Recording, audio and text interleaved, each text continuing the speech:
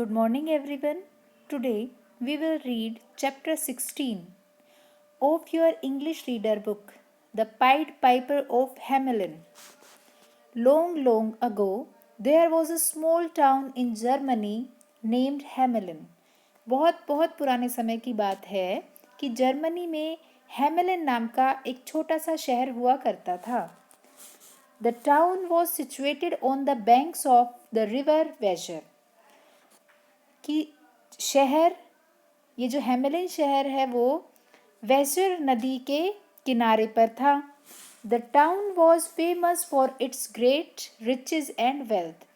कि ये शहर अपने जो है वेल्थ का मतलब होता है बहुत ज़्यादा अमीर या बहुत ज़्यादा पैसा होना.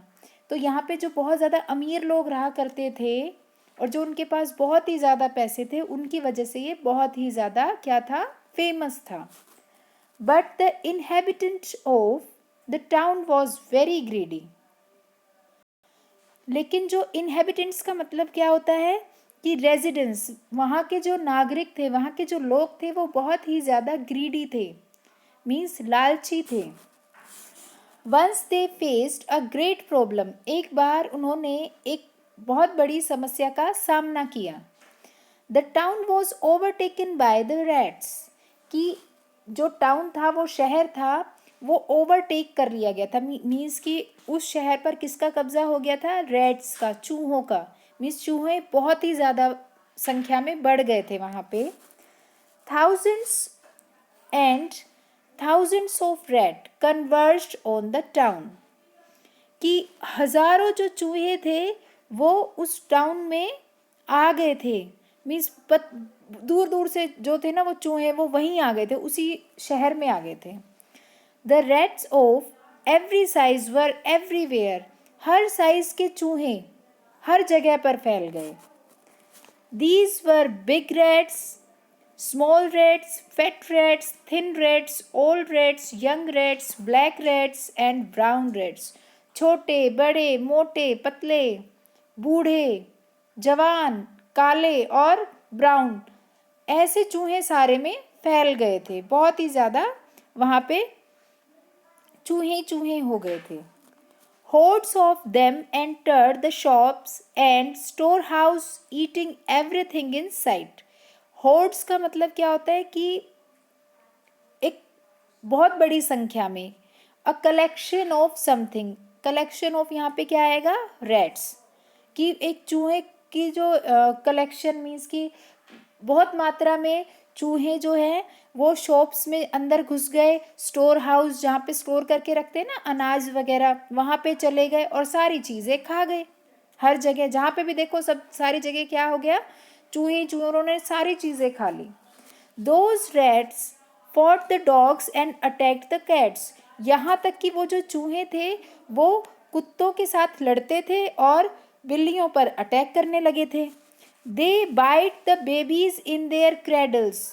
क्रेडल्स का मतलब क्या होता है कि जो ये छोटे बच्चों के लिए हम बेड्स होते हैं ना, जहाँ पे छोटे बच्चों को सुला देते हैं. आप ये भी सोचे झूले जैसे जो होते हैं ना छोटे बच्चों के, ऐसे जो छोटे बच्चे ऐसे क्रेडल्स में होते थे ना, उनको बाइट कर जाते थे, काट लेते थे उनको. They made loud squeaking and screaming noise.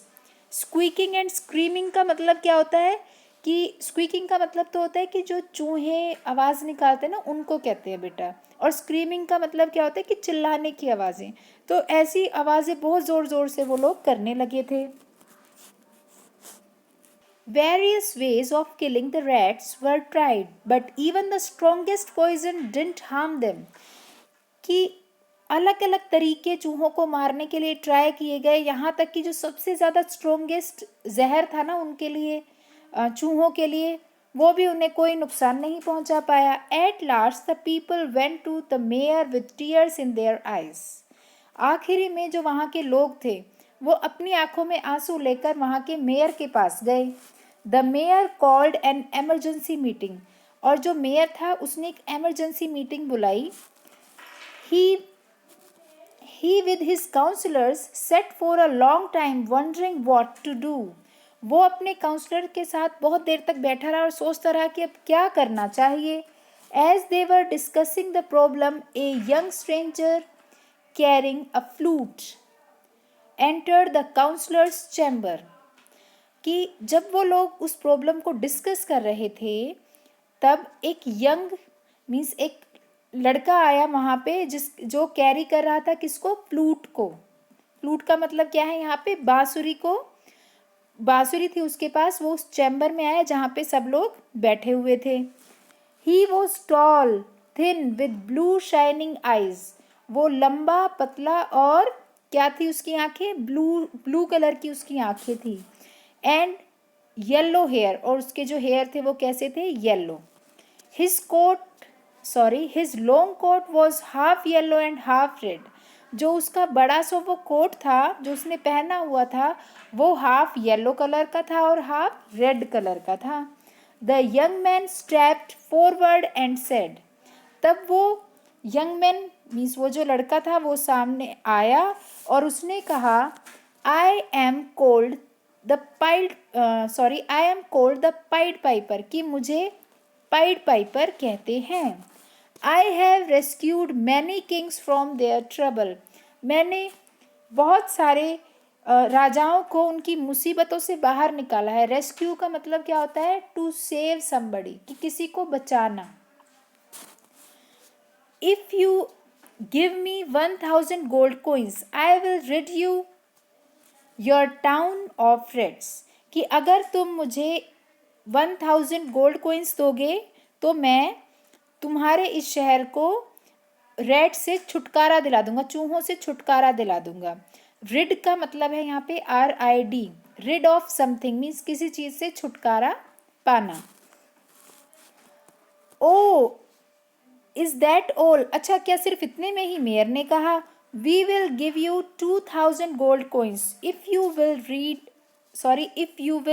Rid us of these rats, कि अगर तुम हमें इस चूहों की समस्याओं से छुटकारा दिला दो तो हम तुम्हें कितने देंगे, 2000 गोल्ड कोइंस देंगे। भाई वो तो 1000 मांग रहा था और उसने क्या ऑफर दिया, हम तो तुम्हें 2000 दे देंगे अगर ऐसा है तो। Satisfied with agreement the pied Piper smiled and left the chamber and stepped out into the street playing a sweet strange tune on his flute, कि इस एग्रीमेंट से सेटिस्फाई होकर जो पाइपर था वो स्माइल की उसने और फिर वो उस चैम्बर से बाहर निकल गया और फिर गली में मीन स्ट्रीट में अपनी वो जो फ्लूट थी, वो जो बांसुरी थी, उससे एक बहुत ही अच्छी लेकिन अजीब सी धुन बजाने लगा। Hearing the strange music, the rats came tumbling out of the house from every direction and followed the young piper, कि उसकी ये जो अजीब सी धुन थी ना, पाइड पाइपर जो वो फ्लूट की धुन बजा रहा था, उसकी अजीब सी धुन सुनकर जो चूहे थे वो एकदम से बाहर की तरफ निकल कर आए हर डायरेक्शन से और उस पाइपर को फॉलो करने लगे, उस लड़के को फॉलो करने लगे। The piper led them to river water, अब जो पाइपर था वो उनको कहाँ ले गया, जो नदी का पानी था वहां पर ले गया वो उसको। The town folk looked in surprise, अब जो वहाँ के जो लोग थे वो सरप्राइज होकर उसकी तरफ देख रहे थे। किसकी तरफ देख रहे थे, ये जो सब कुछ हो रहा था ना उसको देखकर वो सरप्राइज थे। They could not believe in their eyes, उनको अपनी आंखों पे यकीन ही नहीं हो रहा था। The rats scrambled and scurried after the piper as he jumped into the river, means कि जो चूहे थे ना वो अपने छोटे छोटे, स्करिड का मतलब क्या होता है बेटा, to run with small steps, कि अपने छोटे छोटे जो स्टेप्स लेके, छोटे छोटे तो होते हैं ना चूहे, तो उनसे वो भाग रहे थे। और स्क्रम्बल का मतलब क्या होता है, बहुत जल्दी चलना, जोरों से भाग रहे थे वो। और क्या किया उन्होंने, जैसे ही पाइपर ने जंप किया ना रिवर में तो वो भी उनके साथ साथ कूद गए। One by one the rats jumped into the river and were drowned, और एक एक करके सारे के सारे चूहे उसमें जंप लगा दी उन्होंने, कूद गए रिवर में और ड्रोन्ड मीन्स डूब गए उसमें, मर गए मतलब उसमें जाके वो। The people were overjoyed and calmly the piper made his way back to mayor to collect his gold coins। अब जो लोग थे वो बहुत ही ज़्यादा खुश थे और फिर जो है शांति से जो पाइपर था वो वापस गया किसके पास, मेयर के पास गया, अपने वो जो उसने प्रॉमिस किया था ना उसको कि मैं तुम्हें गोल्ड कॉइन्स दूंगा, उसको लेने के लिए वो उस चैम्बर में वापस से गया। He went to the mayor and said, I have done my job, give me my money. The mayor and the councillor suddenly looked at each other puzzled. They offer him only 50 coins and refuse to pay more। कि वो वहाँ गया और कहा कि मैंने अपना काम कर दिया है, अब मुझे मेरे पैसे दे दो। तो मेयर और जो उसके काउंसलर्स थे वो पजल हो गए। पजल का मतलब क्या होता है, कंफ्यूज हो जाना। तो वो कंफ्यूज होकर एक दूसरे की तरफ देखने लगे और उन्होंने उसको ऑफर दिया कि ऐसा करो कि तुम जो 50 कॉइन्स हैं वो रख लो, बाकी तो हम तुम्हें नहीं देंगे। The pied piper face grew red and he at once left the chamber. He decided to take revenge on the greedy people. कि अब जो ये पाइपर था ना उसका जो फेस था वो रेड हो गया गुस्से में और वो उस चैम्बर से बाहर चला गया सुनते ही। और अब उसने क्या सोचा कि मैं इसका बदला लूँगा, ये जो लालची लोग हैं ना इनसे बदला लूँगा मैं फिर से। तो वो क्या करता है, stepping into the street the piper once again took the flute and started playing on it another strange sweet tune. कि अब जो पाइपर था वो बाहर निकल गया और उसने अपनी फ्लूट से, अपनी बांसुरी से एक धुन बजाई जो कि उस पहले वाली धुन से अलग थी और बहुत ही मीठी थी। Once again the town folk heard the tune and also a noise of many hurrying from all direction to follow the piper। Means कि वहाँ के जो लोग थे उन्होंने फिर से जो है वो धुन सुनी और एक शोर भी सुना। Hurrying from all directions means कि जो कि जैसे कि दौड़ते हैं ना, ऐसी आवाज़ें आ रही थी सारी जगहों से, सभी डायरेक्शन से ऐसी आवाज़ें आ रही थी जैसे कोई दौड़ रहा है और जो कि किसका पीछा कर रहा है, फॉलो कर रहा है, पाइपर का। But this time he was followed not by the rats but by the children of the town. लेकिन इस बार उसको फॉलो रैट नहीं कर रहे थे। कौन फॉलो कर रहा था पाइपर को?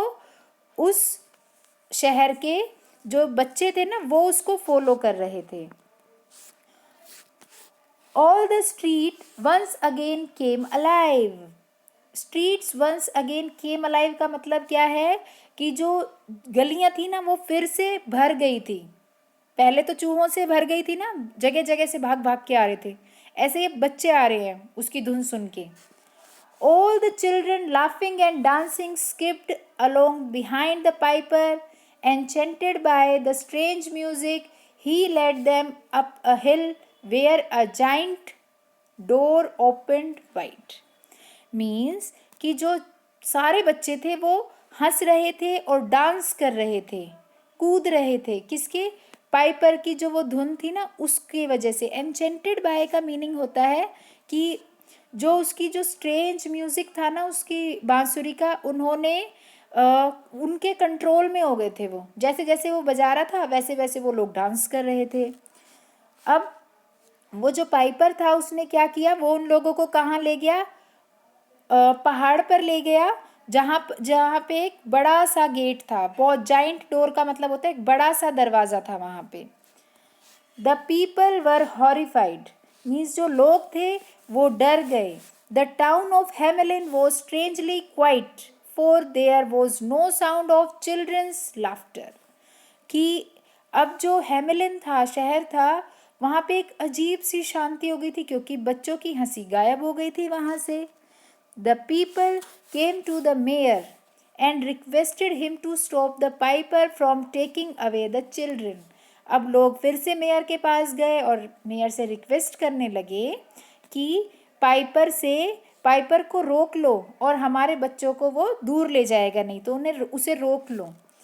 The mayor also realised that he had done wrong by breaking his promise. फिर जो मेयर था उसको भी रियलाइज हुआ कि उसने ये सब जो किया वो गलत किया। तो वो क्या करता है, he urged the piper to forgive him and offer to pay him the promise money. अब उसने पाइपर से माफ़ी मांगी और उसको कहा कि जितनी पैसे का मैंने तुम्हें प्रॉमिस किया था वो अपने पैसे ले लो और बच्चों को छोड़ दो। The Piper accepted the money and released the children and sent them back to their homes। तब पाइपर ने वो जो पैसे थे उनको ले लिया और बच्चों को आज़ाद कर दिया और उनको उनके घर वापस भेज दिया। He also reminded the people that promises once made should be kept।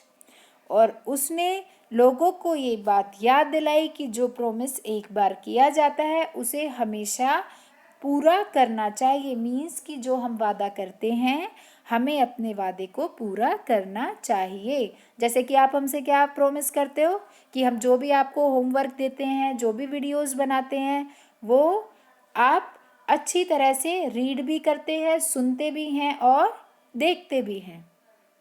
तो ये बड़ी इंटरेस्टिंग स्टोरी थी, right? Now you have to write the word meanings in your English reader notebook and draw a beautiful picture of this beautiful story. Thank you.